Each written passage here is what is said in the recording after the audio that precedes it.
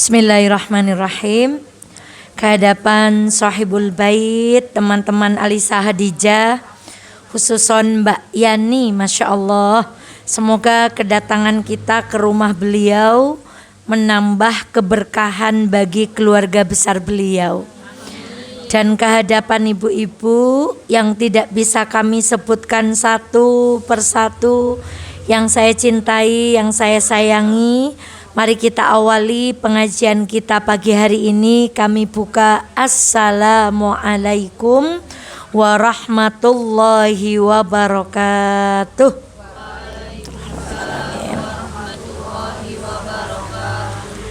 Alhamdulillahi rabbil alamin. Alhamdulillahilladzi la ya'til hasanata illa minhu. Asyhadu an la ilaha illallah wa asyhadu anna Muhammadan abduhu wa rasuluh. Allahumma salli ala Muhammad wa ali Muhammad kama sallaita ala Ibrahim wa ali Ibrahim innaka Hamidum Majid. Sehat sedaya ibu-ibu? Alhamdulillah. Mari kita bersyukur kepada Allah. Di antara nikmat yang harus kita syukuri adalah nikmat kita bisa ngaji. Saya kalau jalan-jalan ke toko apa kemana, ketemu orang ditanya anaknya, siapa itu bun? Nggak tahu namanya, lupa. Tapi teman bunda di pengajian, Masya Allah. Kemudian pergi ke pasar, ketemu lagi seorang ibu, siapa itu bun? Lupa bunda dek, namanya dek. Tapi itu temannya bunda di pengajian. Itu nikmat luar biasa bu. Ibu ke Nggarung ada teman, ke Kertek ada teman, pergi ke Rawopeni ada teman, pergi ke Wonosobo kota ada teman, di mana-mana ada teman karena kita bersama-sama di dalam majelis pengajian. Saya sering berkata, kalau sedulur getih niku mung setitik. Saya hanya 2 bersaudara, suami saya hanya 7 bersaudara. Tapi kalau kita punya saudara karena kita saling duduk di majelis ilmu, saudara kita berapa bu? Masya Allah, pirang-pirang. Maka salah satu keindahan ibu, lihat, ketika ada keluarga yang meninggal, yang ngaji itu bukan yang meninggal bu. Yang ngaji itu mungkin putranya, mungkin menantunya, mungkin adiknya. Ternyata jamaah pengajian tetap berbondong-bondong datang untuk takziah, mendoakan. Itu indah luar biasa. Maka Masya Allah, mari kita syukuri persaudaraan ini, kita syukuri kebersamaan ini. Semoga Allah berkehendak tidak hanya kita bersama di dunia, tetapi kelak Allah ridha dan kita semuanya digolongkan menjadi penduduk surga.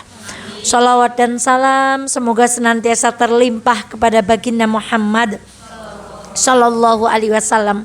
Semoga duduk kita di majelis ilmu, Masya Allah.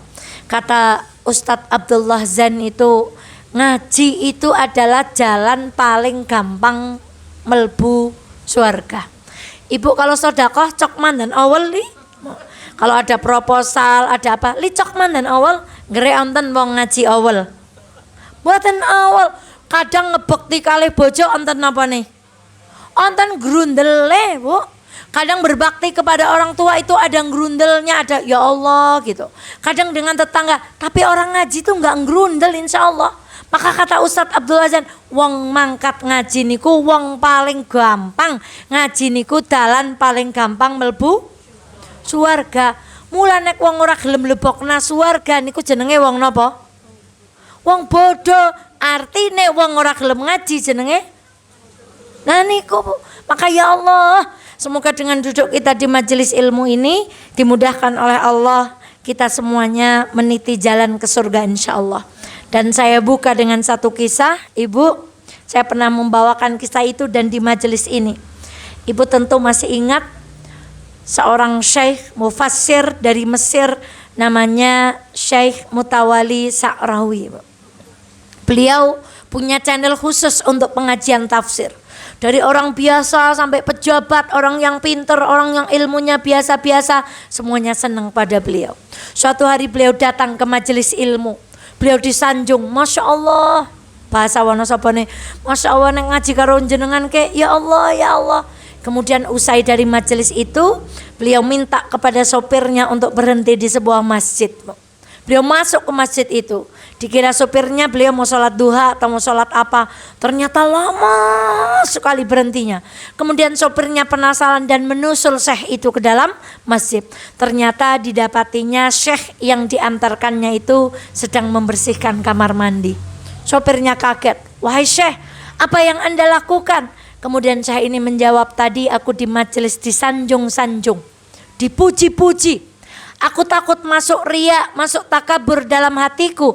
Maka aku berhenti ke masjid ini untuk membersihkan WC, supaya aku bisa mengatakan kepada hatiku, Mutawali Sa'rawi, kamu itu bukan siapa-siapa, hanya tukang resik-resik kloset. Begitulah cara beliau menghancurkan kesombongannya.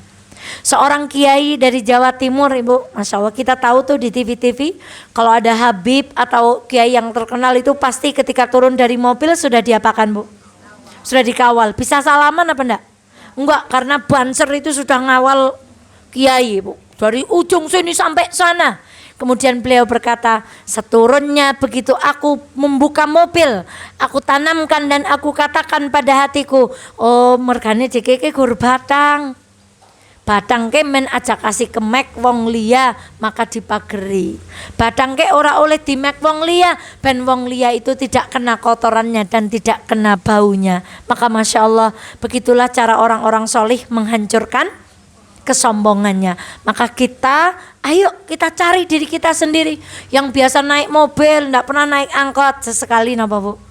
Numpak angkot. Sing mboten nate belanja, angger belanja meng Superindo, meng Carrefour, meng di maneng. Kala-kala tindak meng pasar pagi. Sing ora tahu ndahar roti apa kala-kala. Ayo hancurkan kesombongan kita sendiri. Sesekali naik angkot berdesak-desakan, bercampur-campur, sesekali jalan kaki, kita punya cara untuk menghancurkan kesombongan kita sendiri supaya kita dibebaskan oleh Allah dari satu sifat yang akan menghancurkan amal kita, yaitu sifat apa, Bu? Sombong. Seperti ilmu ini, Bu. Kadang kita ngaji itu merasa aman. Sesekali duduklah dengan orang yang pinternya luar biasa. Lalu di dalam hati kita berkata, ya Allah, jebule nyong urung ngerti apa-apa. Maka ibunda sekalian yang dirahmati Allah, hari ini insya Allah kita akan belajar satu surah di dalam Al-Quran. Dan kita sudah sampai kepada surah Al-Bayyinah. Masya Allah. Al-Bayyinah punya 3 nama. Yang pertama namanya Al-Bayyinah. Yang kedua, surat ini disebut dengan surat Lam yakunil ladzina kafaru ila akhiril ayah. Sama. Ketika anak-anak kita menjawab surat apa ini? Surat Al-Ikhlas. Atau anak kita menjawab surat apa ini? Surat Qul huwallahu. Tapi bukan surat kulhu. Boten nonton surat kulhu. Ontene surat napa? Qul huwallahu ahad. Jadi nama pertamanya adalah Al-Bayyinah. Yang kedua Lam yakunil ladzina kafaru ila akhiril ayah. Yang ketiga, surat ini juga disebut, perhatikan ayat yang ketiga, fiha kutubun qayyimah. Maka surat ini menurut para ulama juga disebut dengan Al-Qayyimah atau Qayyimah. Begitu juga di ayat yang kelima, dzalika dinul qayyimah. Nah, jadi Al-Bayyinah punya 3 nama. 1 Al-Bayyinah, 2 Lam yakunil ladzi ila akhiril ayat, 3 Al-Qayyimah.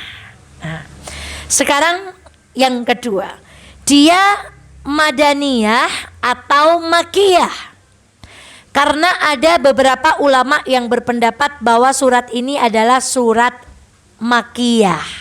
Nah, namun pendapat yang lebih kuat adalah bahwa surat ini adalah Madaniyah. Kenapa? Karena ayat yang di bawah ini akan berbicara tentang Yahudi. Dan Rasulullah intens berhubungan, melekat hubungannya, padat ketemunya dengan orang Yahudi ketika di Mekah atau di Madinah? Di Madinah.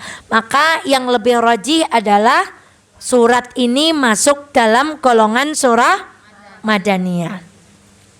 Tidak ada hadis yang menyatakan tentang kemuliaan atau keutamaan surat ini.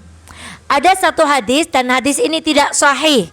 Hadis itu mengatakan barang siapa membaca lam yakunil ila akhiril ayah, maka dia akan bersama khairul bariyah siang dan malam di surga.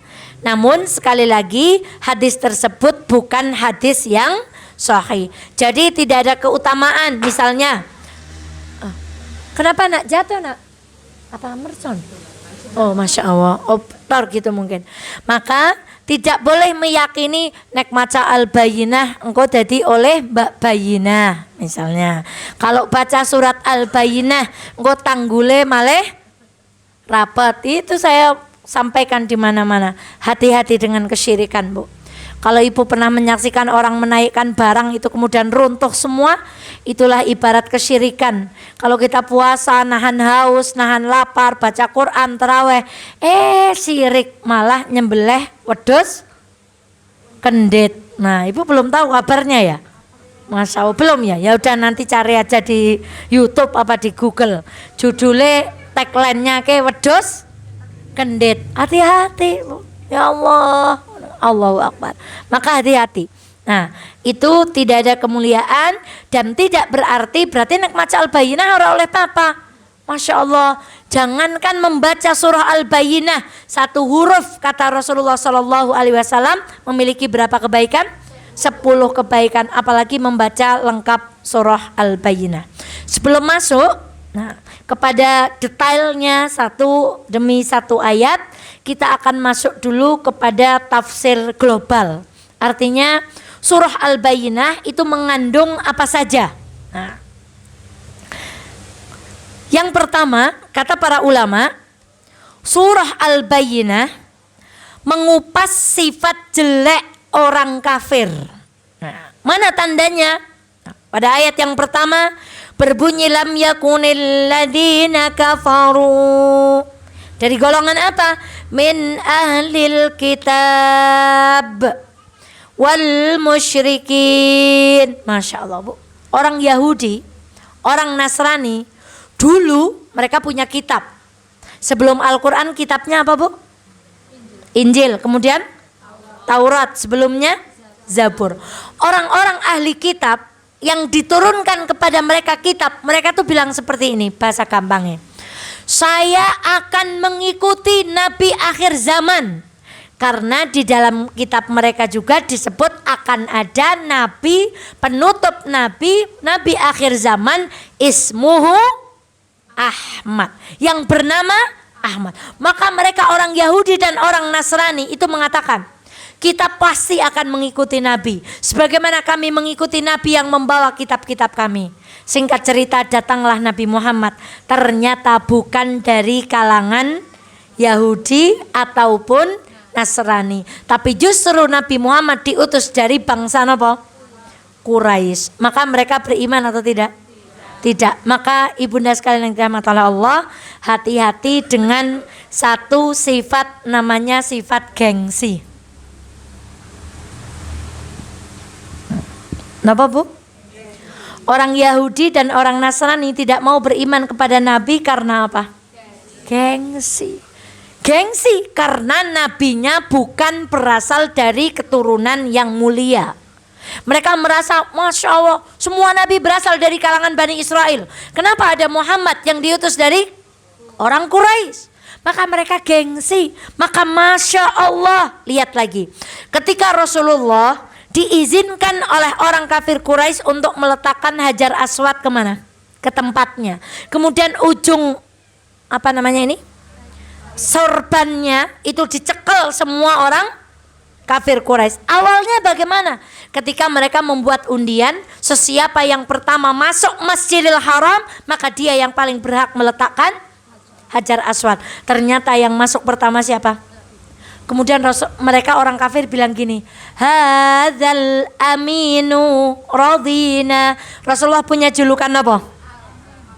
Al Amin, artinya orang yang terpercaya. Orang kafir Quraisy walaupun tidak percaya kepada Nabi, tapi kalau mau nitip emas, nitip duit, nitip nomor dititipkan kepada siapa? Nabi Muhammad. Maka ingat ketika Rasulullah kemudian dikepung, yang disuruh tidur siapa? Kenapa Ali disuruh tidur di situ? Ali itu diminta sama Nabi, Ali, aku lungo, nang omahku masih banyak titipannya orang siapa? Orang kafir. Maka kamu tetaplah di sini, tunaikan amanah yang belum aku tunaikan.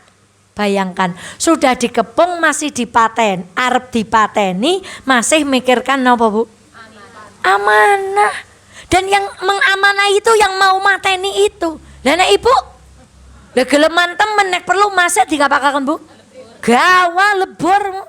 Itu Al-Amin. Tetapi begitu Rasulullah datang menyatakan diri, saya adalah utusan Allah, mereka beriman enggak? Tidak. Karena apa? Gengsi. Oh, nabinya bukan dari suku saya, dia tidak menyembah Tuhan berhala saya. Maka hati-hati dengan sifat gengsi. Dan maaf Bu, banyak orang juga nggak mau datang ke pengajian karena apa? Gengsi. Itu pernah, saya punya seorang teman, sekarang sudah tidak ada di Wonosobo. Kata beliau dulu, ya Allah dulu aku tuh kalau lihat orang berjilbab, kata beliau berkata, kayak wong desa banget kayak wong udik mati, kayak nek wong mangkat ngaji kayak pregame banget. Begitu beliau hijrah, menikmati, Masya Allah, ternyata menggunakan jilbab, duduk di pengajian itu ternyata rasanya nikmatnya luar biasa. Itu Bu, ada orang gengsi, gak mau jemput hidayah. Maka apa? Orang kafir Quraisy gak mau nyembah Allah karena gengsi. Saya punya Tuhan kok, masa Tuhanku tiba-tiba gak bener ganti Allah? Itu karena gengsi. Maka hati-hati dengan sifat gengsi, karena itu sifatnya orang kafir. Gak mau menerima kebenaran gara-gara apa? Berarti ngenjang nek nunggang motor tayeng melaku tayeng, nunggang bus tayeng, dahar enak tayeng, mam orang golawo uyah tok tayeng. Cara kula kados niku, nunggang helikopter ya tayeng, melaku ya tayeng, turu nang king koil ya merem, turu nang dhuwur teras ya. Wong kadang di pengajian juga merem padahal nggak ada. Gitu, ini wong di pengajian aja merem. Itu namanya serba bisa. Maka hati-hati. Kemudian yang kedua, surah Al-Bayyinah berbicara tentang keistimewaan baginda Muhammad sallallahu alaihi wasallam. Masyaallah. Ayat yang kedua, ta'tiyahumul bayyinah. Siapa al-bayyinah itu? Disambung ayat yang kedua, Rasulun minallah yatlu suhufan mutahharah. Ada nabi, namanya nabi siapa? Semua nabi diutus oleh Allah, tapi hanya satu nabi yang namanya bersanding dengan Allah. Nabi siapa Ibu? Nabi Muhammad sallallahu alaihi wasallam. Ketika kita salat, at-tahiyyatu lillah was-salawatu wat-thayyibat, assalamu alayka. Allah langsung memberikan salam kepada siapa? Nabi Muhammad. Ketika Nabi Musa mau berdakwah kepada Fir'aun, berdoa, Rabbis rohli, ya Allah lapangkanlah. Sekarang bagaimana dengan Allah? Allah bilang gini, alam nashrah laka sadrak. Gak minta sama Allah, Nabi Muhammad langsung, bukankah telah aku lapangkan dadamu? Kalau Nabi Musa tadi apa? Minta. Nabi Muhammad enggak. Sama Allah langsung, alam nashrah laka sadrak wa wada'na angka wizrak. Dikasih sebelum meminta. Dan ibunda sekalian yang dirahmati oleh Allah, salah satu tugas baginda Muhammad sallallahu alaihi wasallam itu adalah al-bayyinah. Napa niku al-bayyinah? Bayyinah niku penjelas, pembeda. Berarti hanya ada apa? Benar atau salah? Ini tugas Nabi. Benar disampaikan, salah juga, dan itu tugas seorang pendakwah, dan itu tugas kita semuanya. Jadi nggak bisa gini, jangan begitulah, ojo ngono lah, ora penak. Tugas Nabi itu bayinah. Bayinah itu pembeda antara apa? Benar dan salah. Maka Nabi itu tugasnya menyampaikan yang benar itu benar, yang salah itu, dan Nabi tahu itu berat. Makanya ada satu doa dulu ketika SD, jika berdoa tangannya sedekap di meja. Apa yang kita baca? Allahumma arinal haq, kan nadanya begitu. Kalau haqqa warzuk. Nah, itu artinya doa apa, Bu? Tunjukkanlah yang benar itu benar, dan berilah kemampuan untuk melaksanakan, dan tunjukkanlah yang salah itu salah, dan berikanlah kemampuan kami untuk menjauhi. Ibunda, karena hari ini banyak orang mengaburkan yang benar dicampur-campur dengan yang, contoh, di sebuah benua Antartika ada pengajian. Jangan tersinggung, ada nopo?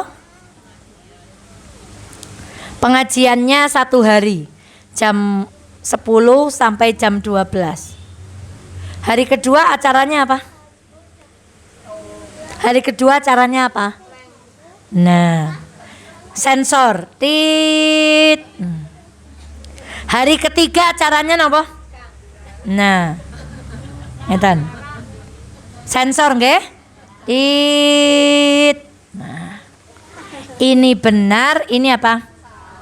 Dicampur aduk. Al-Qur'an jelas mengatakan wala talbisul haqqa bil batil. Saya ingat lagi-lagi di benua Antartika seorang tokoh, Ibu tahu lagu Rungkat? Nyongkur wis tau krungu ngono. Nah, itu kemudian ada yang nyanyi Rungkat, kemudian yang joget itu semuanya pakai jilbab. Kemudian di bawahnya komentarnya, inilah Rungkat syar'i.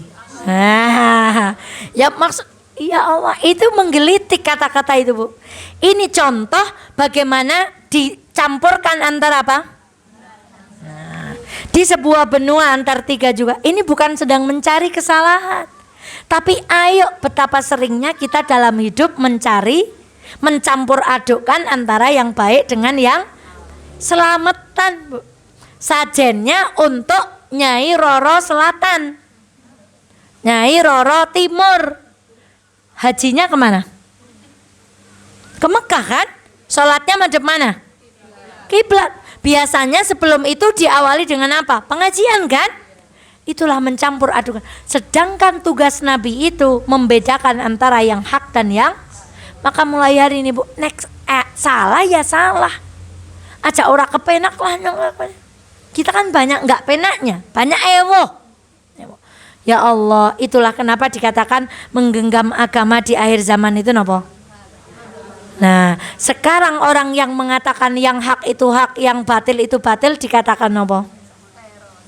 Teroris, radikal, fanatik. Beda dengan cara menyampaikan. Ustazah Eva harus mengatakan yang benar dan yang salah, sampaikan dengan santun.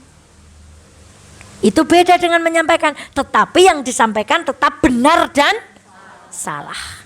Tapi hari ini Masya Allah, orang yang menyampaikan benar yang dan salah dan tegas mengatakan benar dan salah malah dikatakan teroris atau radikal. Itu tidak di Indonesia, tapi di benua Antartika. Nomor 3, surah ini secara global berbicara tentang keutamaan Al-Quran. Apa kata Allah? Ada di situ. Fiha kutubun qayyimah. Di ayat yang kedua, suhufum mutahharah. bahwa Al-Quran itu adalah kitab yang bersih. Bahkan ada adab Al-Quran, sebelum menyentuh Al-Quran kita disunahkan untuk apa? Ada buku lain yang sebelum membaca kita diminta berwudu. Ibu ajeng maca novel, arep maca apa nyentak wudu ndemen? Kan ngapa? Gak maca novel, nggak ada. Hanya kitab apa Bu? Al-Quran. Sekarang Al-Quran adab. Kalau Al-Quran baiknya dibaca menghadap mana? Kiblat. Ada. Kalau baca novel harus menghadap kiblat. Masya Allah. Sekarang ada film horor, cari ini judulnya kiblat. Hati-hati Bu. Itu mencampur adukan. Istilah-istilah syariat itu dicampur adukan, malah nggo gawe film. Sadaifa abda teman, kula mboten nonton. Mogor lewat mergane nggo bahan pengajian ka ana film setan jenenge kiblat Bu. Ya Allah, maka hati-hati Quran. Mau megang Quran wudu. Kemudian kita kalau mau baca Quran membaca napa? Ta'awud. Ibu kalau mau baca novel baca auzubillah napa mboten Bu? Tidak, tapi kita membaca Masya Allah. Dan ini Bu, Al-Quran. Allahu Akbar. Maka hanya Quran ini yang bisa nanti ditafsirnya secara detail membuat orang Yahudi dan Nasrani yang sombong itu bisa kembali kepada kebaikan. Hanya Quran yang bisa merubah hidupnya orang itu, hanya Quran. Maka hari ini kita bermuamalah dengan Al-Quran. Semoga Allah merubah kehidupan kita menjadi lebih baik karena kita bermuamalah dengan apa? Boten liyane Bu. Sing ajeng robah uripe dhewek niku mung napa? Al-Quran. Maka bermuamalah dengan Al-Quran. Yang keempat, sebelum kita masuk kepada tafsir rincinya, yang keempat, ayat ini berbicara tentang pondasi Islam. Wa ma umiru illa liya'budullah mukhlisina lahuddin hunafa wa yuqimus shalah wa yu'tuz zakah wa dzalika dinul qayyimah. Inti agama ini menyembah siapa Bu? Allah. Kemudian dijabarkan dalam rukun Islam. Itu yang keempat. Yang kelima, ayat surah ini berbicara tentang dua golongan manusia. Yang keberapa? 5. Surat ini berbicara tentang dua golongan manusia. Yang pertama apa? Syarrul bariyah. Yang kedua khairul bariyah. Kemarin saya singgung ini di Mafazah.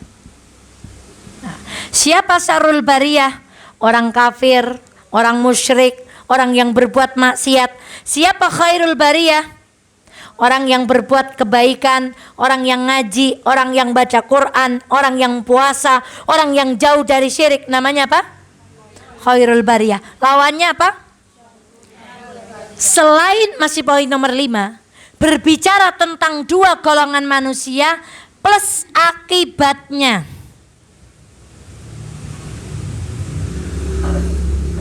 Di dalam surah Al-Bayyinah, syarrul bariyah masuknya mana? Neraka. Sedangkan yang khairul bariyah masuk ke mana? Surga. Berarti surah ini berbicara tentang dua golongan manusia plus apa yang akan Allah berikan kepada mereka. Itulah surah Al-Bayyinah memuat 5 pesan utama. Yang pertama apa tadi? Mengupas sifat orang kafir. Apa salah satu sifatnya? Gengsi. Nomor 2, keistimewaan Nabi Muhammad SAW. Yang ketiga, keutamaan Al-Quran. Yang keempat, pondasi agama Islam. Yang kelima, dua golongan, kemudian beserta balasannya berupa surga dan neraka. Sebelum kita masuk pada ayat pertama, silahkan buka pada ayat surah Al-Luqman, surat Luqman ayat ke-27. Buka pakai HP biar cepat. Surat Luqman ayat yang ke-27.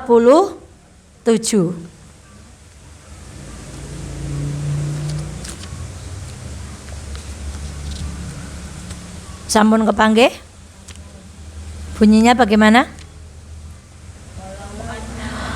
Walau annama fil ardi min syajarah min syajaratil aqlam wal bahru yamudduhu min ba'dihi sab'atu abkhurin ma nafidat kalimatullah innallaha azizun hakim. Saya bacakan artinya. Dan seandainya pohon di bumi menjadi napa? Pena.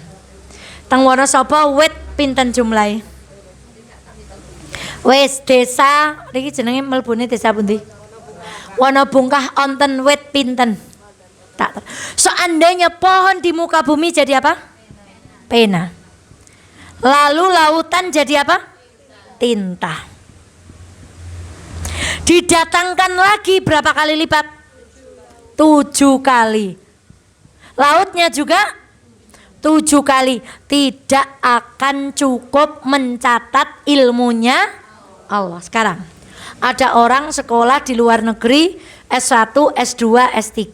Ibu bawakan 7 buku dan 7 pulpen. Kemudian ibu bilang gini, Pak, coba jenengan aling sekolah ke TK tekan S3 ditulis nang buku ki kabeh. Nganti pulpene sing 7 pripun? Entek, bukune ya sing 7. Kira-kira bagaimana, Bu? Lah sekarang ada orang mondok belajar Al-Quran, belajar hadis, tetapi ketika ada orang berbicara tentang Al-Quran, dia dengan entengnya bilang, nggak toleransi. Ini Quran, kalau ilmunya Allah, satu ayat ini dalam Al-Quran mengatakan seandainya pohon di muka bumi ini jadi pena, kemudian lautan jadi tinta, dikalikan 7 kali, ditambah untuk mencatat ilmunya Allah, tidak akan. Lalu orang yang hanya sekolah, belajar tamat berapa kitab, entah baru belajar dengan berapa kiai, lalu mengatakan, atau berapa dosen, lalu mengatakan, oh itu orang radikal, nggak toleransi. Seolah-olah agamanya dia yang paling toleransi, seolah-olah pendapatnya dia yang paling humanis. Maka Masya Allah, itulah al-bayyinah. Maka kita harus yakin dulu dengan ini. Ibu ngandel mbak tentang jero Quran niki. Berarti kita tidak boleh kalau ada yang mengatakan qul ya ayyuhal kafirun, ada yang mengatakan al-qariyah, ada yang mengatakan hudal lil muttaqin. Yakin bener aja wani-wani nglawan Al-Quran. Ibu nek disodori pena pitu kali kertas petong lembar mawon, ajeng nulis ilmu napa, Bu? Ontene curhat li. Hari ini saya bersedih kan nulis ilmu loh. Fisika mat pripun aleng ajeng ngebeki. Lah kok ada orang paling menulis berapa kitab mengatakan, Masya Allah, seolah-olah saya yang lebih humanis daripada Al-Quran, seolah-olah kita yang lebih toleransi daripada Al-Quran. Maka ya Allah, fal'iyadzubillah, kita belajar Al-Quran bukan untuk pinter-pinteran, kita belajar Al-Quran untuk semakin takut kepada Allah Subhanahu Wa Ta'ala. Maka Gus Mus mengatakan, ya Allah, Quran itu nyindiri saya terus, kata beliau begitu. Anggerono Quran ngomong wailul likulli humazatil lumazah, cilaka wong sing seneng ngumpat karo seneng mencela. Sinten niku?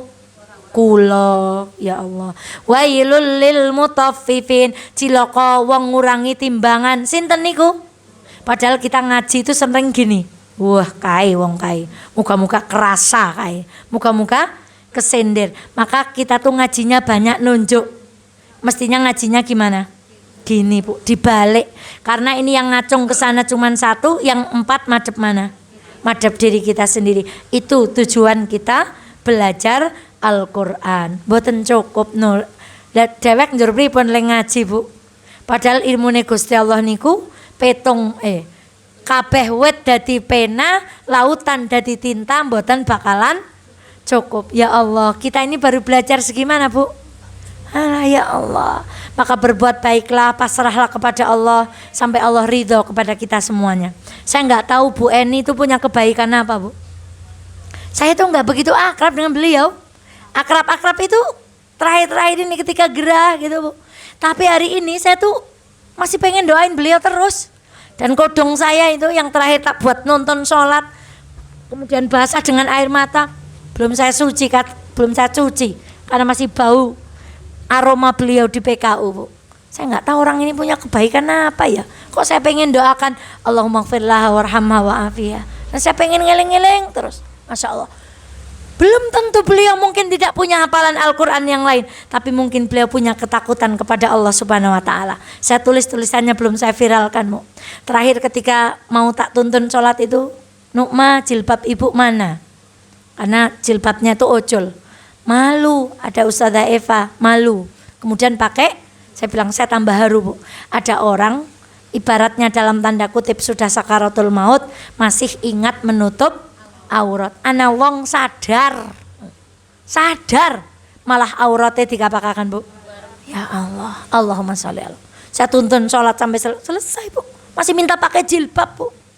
Dalam keadaan tidak sadar, dalam keadaan sakit mencengkram, masih memperhatikan aurat, masih memperhatikan sifat malu. Maka Masya Allah, ayo kita belajar Al-Quran. Bukan menjadi orang pintar, tapi menjadi orang yang diridhoi Allah, karena kita takut kepada Allah Subhanahu wa Ta'ala. Ayat yang pertama, jam berapa sekarang? Jeblah tambahi, betul-betul ke? Sedidik mana? Ayat yang pertama bunyinya pripun? Lam yakunil ladina kafaru min ahlil kitabi wal musyrikina munfakkina hatta ta'tiya bayyinah. Bayyinah tadi, nanti kita orang-orang kafir dari golongan ahli kitab dan orang-orang musyrik tidak akan meninggalkan agama mereka sampai datang kepada mereka bukti yang nyata. Bagaimana kita mempelajari ayat ini? Di akhir di akhir ayat yang pertama ada kalimat nopo? Bayyinah. Nah. Ya. Bayyinah ditafsirkan pada ayat yang kedua. Rasulun minallah yatlu suhufan mutahharah. Berarti bayyinah tadi artinya apa? Pembeda punya dua makna. Satu, nabi. Rasulun minallah, suhufun mutahharah. Apa ini suhufun mutahharah? Al-Quran. Nah, bagaimana memahami ayat yang pertama? Orang kafir yang pertama, perhatikan Qur'annya. Lam yakunil ladzina kafaru, yang disebut pertama golongan apa? Kafir. Min ahlil, jadi ada golongan kelompok besarnya namanya apa? Kafir. Anggotanya ahli kitab. Ahli kitab ada dua, Yahudi dan Nasrani. Lalu golongan yang disebutkan tadi apa? Wal musyrikin. Jadi anggotanya kafir, satu ahli kitab, dua siapa? Orang musyrik. Sekarang terima enggak kalau penduduk benua Antartika sedang ngirim sajen? Itu kan jelas perbuatan syirik, karena menganggap pohon itu membawa bahaya. Kira-kira terima mboten nek dunaken jenengan niku kafir? Terima mboten? Iki ayate mature pripun? Onten wong kafir, anggotane nomor 1 sinten? Ahli kitab, nomor 2 wong musyrik. Kita tahu perbuatan musyrik. Berarti boleh enggak kalau saya bilang kita itu kalau ngirim sajen berarti kita itu kafir? Benar enggak kalimat itu? Dan ingat ketika kita bicara tentang surat Qul ya ayyuhal, yang mengenalkan kalimat kafir itu siapa? Nabi Muhammad. Yang ngajarkan siapa? Berarti kalau hari ini kita enggak bisa bilang kafir, kita enggak percaya dengan Al-Quran. Kita merasa kalimat kita lebih baik daripada kalimatnya napa? Al-Quran. Bener nggih? Mboten salah. Nek onten wong nyembah wit kok muni kula kafir. Jangan mengkafir-kafirkan orang. Wong itu Islam sembayang. Bukan saya. Kata Al-Bayyinah, membernya orang kafir itu salah satunya apa? Orang musyrik itu adalah orang yang berbuat syirik. Berarti nek jenengan kok igen ngandel karo raja, jenengan nopo? Nek Ustazah Eva ijek ngandel kalih lawe, nek arep gawe omah ora entuk madhep ngalor mergane menurut ilmu iki tanahe, berarti Ustazah Eva nopo? Kafir. Entuk tersinggung napa mboten? Ampun tersinggung kali niki, nek jeng tersinggung kali sinten? Nah, sampai sini dapat Bu? Nah, orang ahlu kitab tidak akan meninggalkan agama mereka kecuali datang kepada mereka satu tanda namanya apa? Al-Bayyinah. Al-Bayyinah itu dua, satu apa? Nabi, dua Al-Quran. Sekarang begini, ibu orang Indonesia makanan pokoknya apa? Nasi. Ibu pergi umroh, nek mboten ketemu sega pripun Bu? Ibu empun dahar rujak, empun dahar roti didangu, empun dahar.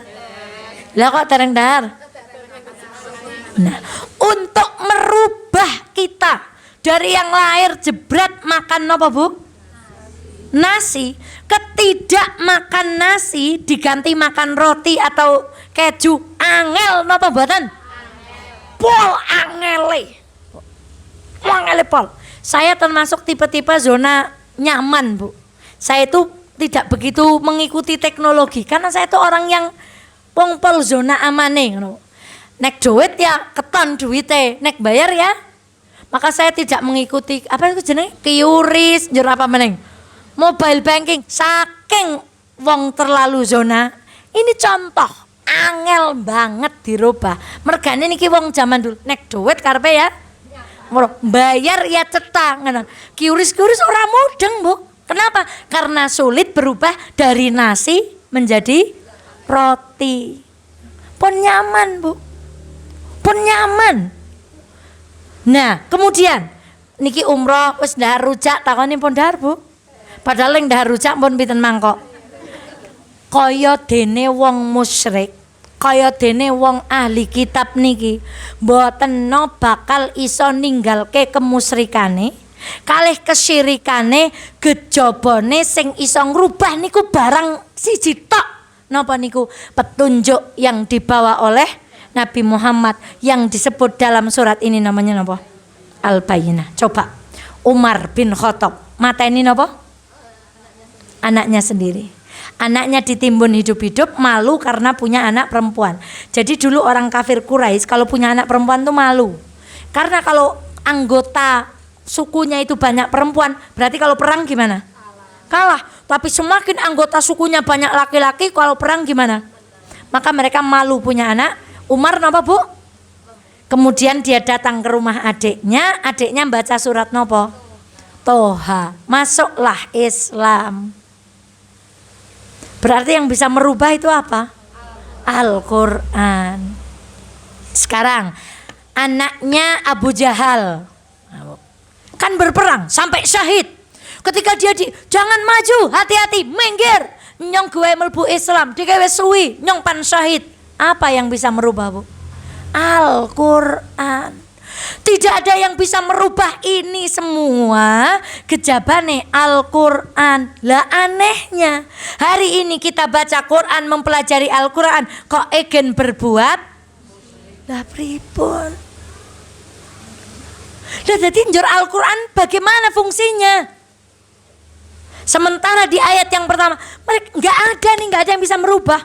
Ibu menasehati menwasiat, nggak ada kecuali Quran. Itulah kenapa pentingnya kita bermuamalah dengan apa Bu? Karena Al-Quran yang akan merubah jadi kita. Contoh, ada orang mencurangi timbangan, domongi aja nyurangi timbangan lah. Tetapi ketika dia wailul lil mutaffifin, dia memahami ya Allah ciloko. Wailul likulli humazatil lumazah. Dua surat yang diawali dengan kalimat wail, yang lainnya wailnya itu di belakang.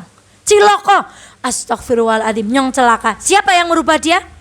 Al-Quran. Maka hari ini kita belajar Al-Quran supaya Al-Quran merubah hidup kita yang dari negatif-negatif menjadi ke arah nopo. Maka tujuannya kita ngaji Quran seayat demi seayat di tempat ini supaya kita berubah menjadi pribadi-pribadi yang negatif menjadi pribadi yang nopo. Dan ini aneh. sing diwaos Quran, sing dapalno Quran, ning berbuat napa? Malah ngenyek Al-Quran, mengatakan Al-Quran itu enggak toleran. Kenapa? Qul ya ayyuhal kafirun. Seolah-olah orang yang menggunakan kalimat kafir itu menurut dia adalah orang radikal. Bagaimana Ibu? Maka tidak ada yang bisa merubah ini kecuali Al-Quran. Ini untuk memudahkan kita memahami ini. Maka orang Yahudi, orang Nasrani tidak berubah imannya kepada Muhammad, kepada Allah, kecuali telah datang kepadanya satu bayyinah. Apa itu bayyinah? Ayat yang kedua. Rasulun minallahi yatlu suhufan mutahharah. Pendek dulu, 2 ayat saja, nanti setelah ini kita akhiri. Rasulun minallah. Siapa dalam hal ini? Muhammad. Yatslu. Salah. Kurang. Yatslu. Apa terjemahnya di situ?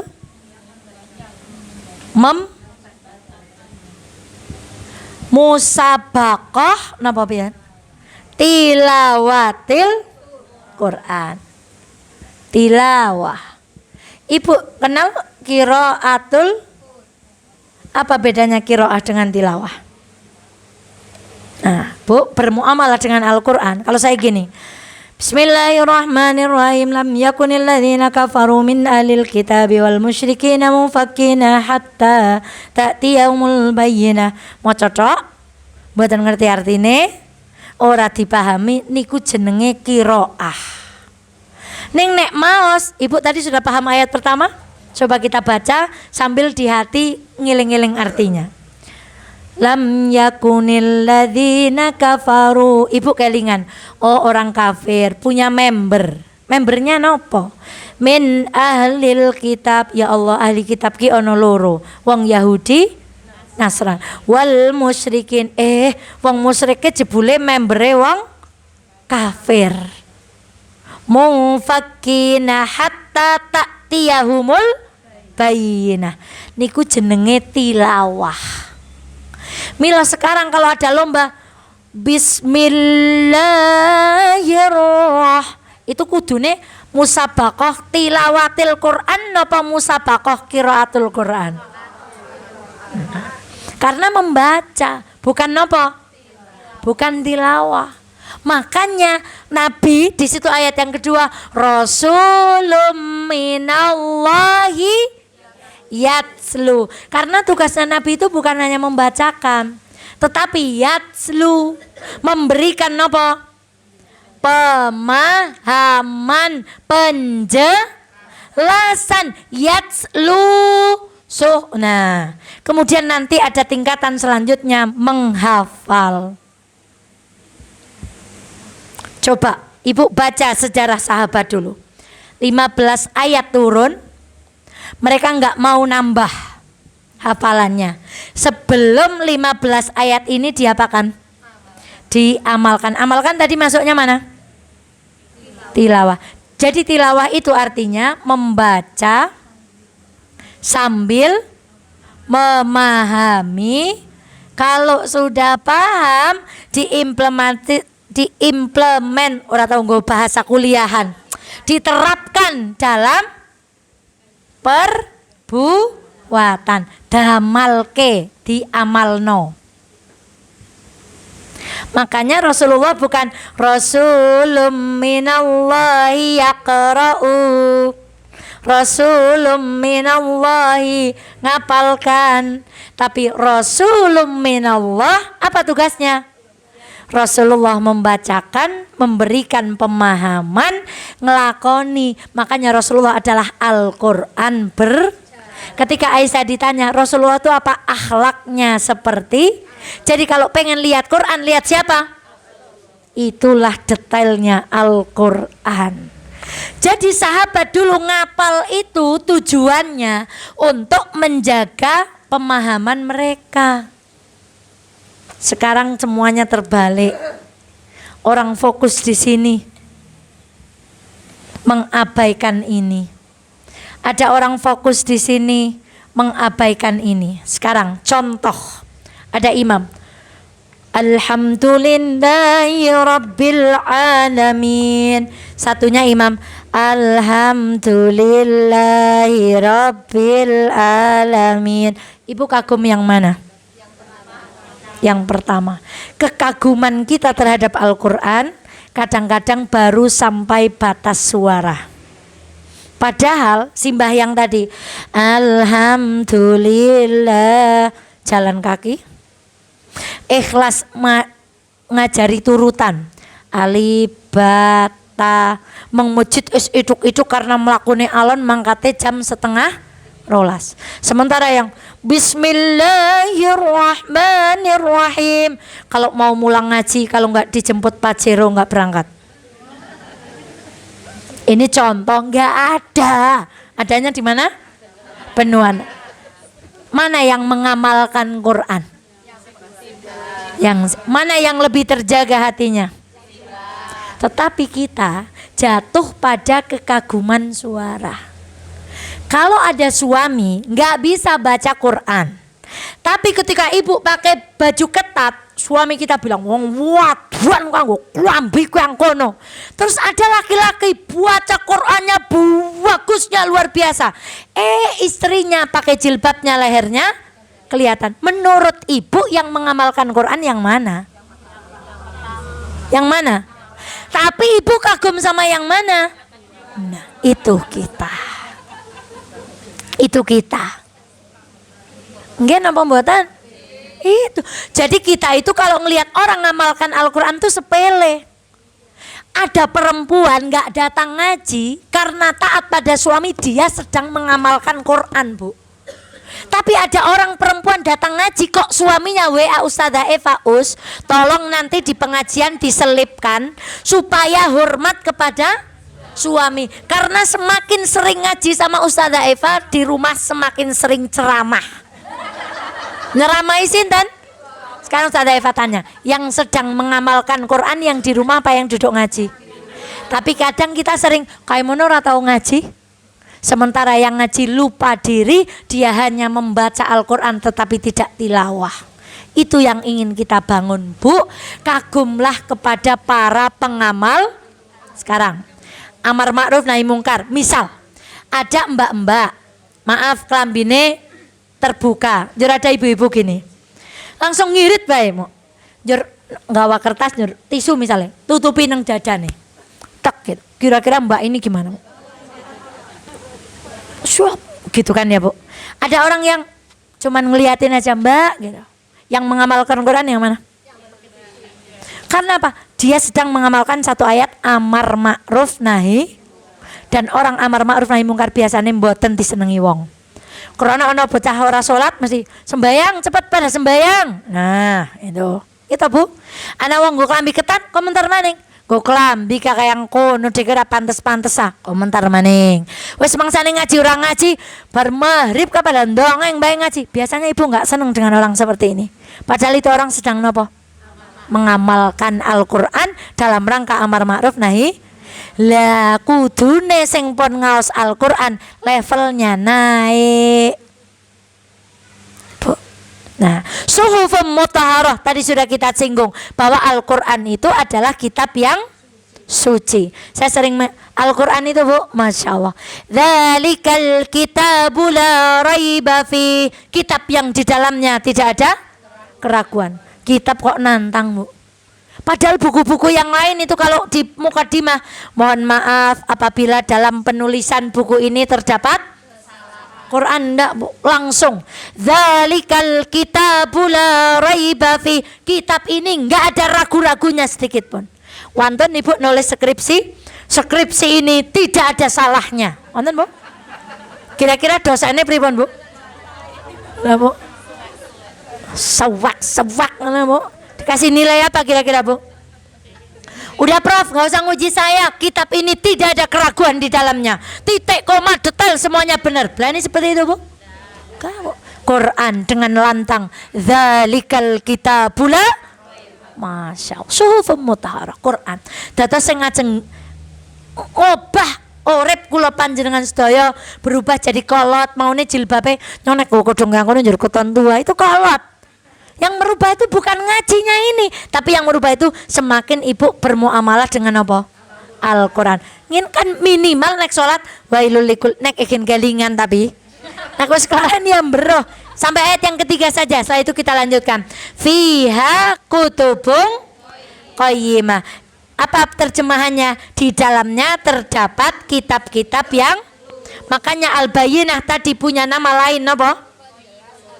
Qayyimah. 1 lam yakunil, 2 Al-Bayyinah, 3 napa Al-Quran nonton bengkok-bengkok dan niku wau seayat mawon nantang wong pun klakep ngeten Bu. Nek wong pinter niku kudune langsung mak klakep Bu. Sing mboten mak klakep niku wong sing awalane onten ka karo ene. Napa jenenge? Keminter. Nek wong pinter ditantang Quran niku langsung mendel Bu. Sebab Quran niku nantang nek saumpama kabeh wit dadi pena, kabeh laut dadi tinta, ora bakalan entek nyatet ngilmune Gusti Allah. Nek wong pinter langsung oh ya. Tapi nek wong keminter mencari. Maka saya pernah ditanya dalam satu majelis, siapa yang menjamin kalau Al-Quran itu dari Allah? Padahal kan isinya cerita-cerita. Bisa saja ceritanya dirubah-rubah. Itu selain Quran. Kita perjanjian baru, perjanjian lama semuanya napa Bu? Tapi Al-Quran Masya Allah titik koma dijaga. Karena yang menjaga bukan manusia tapi siapa? Allah. Maka ibu, supaya hidup kita lurus, supaya kita kembali kepada syariat, memang ini diantara surat yang panjang Wadduha ke bawah. Jadi jangan buru-buru kalau ngaji. Karpe satu pertemuan dapat 1 Al-Bayyinah. Kita baru sampai mana Bu? Nah, semoga ada kesempatan besok kita akan belajar kita ini masuk golongan syarrul bariyah atau khairul bariyah. Kalau kayaknya khairul bariyah ndak nggih. Kalau kayaknya mboten deh nek syarrul bariyah. Wong di situ innal ladzina kafaru min ahlil kitabi wal musyrikina fi nari jahannam khalidina fiha ulaika hum salah ayatnya bacanya. Innal ladzina kafaru min ahlil kitabi wal musyrikina fi bener fi nari jahannam khalidina fiha ulaika hum jur cewek aman. Kan nang kono sing disebut kafir, ahli kitab, musyrik, nyong ora tapi tesih ngandel raja. Nah, apakah benar kita itu khairul bariyah atau jangan-jangan kita masuk dalam syarrul bariyah? Masya Allah, surat ini begitu indah, luar biasa. Kita baru dapat berapa ayat? 3 ayat. Insya Allah kita lanjutkan di pertemuan-pertemuan berikutnya. Jazakumullah, sampai bertemu lagi. Qul amin wa antum bi khair. Assalamualaikum warahmatullahi wabarakatuh.